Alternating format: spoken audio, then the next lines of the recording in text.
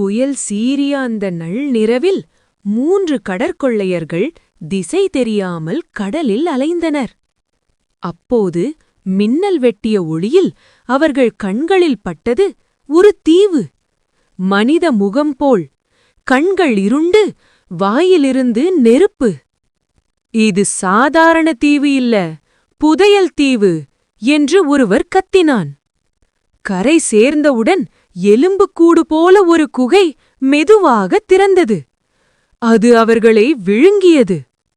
உள்ளே பொன் மலைகள், ஒளிரும் மணிகள், பழங்கால நாணயங்கள். திடீரென குகை நடுங்கியது. ஆசை கொண்டவன் வெளியேற முடியாது. ஒரு கொள்ளையன் பொன்னை தொட்டான்.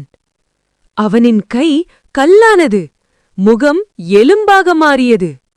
அப்போதுதான் உண்மை புரிந்தது.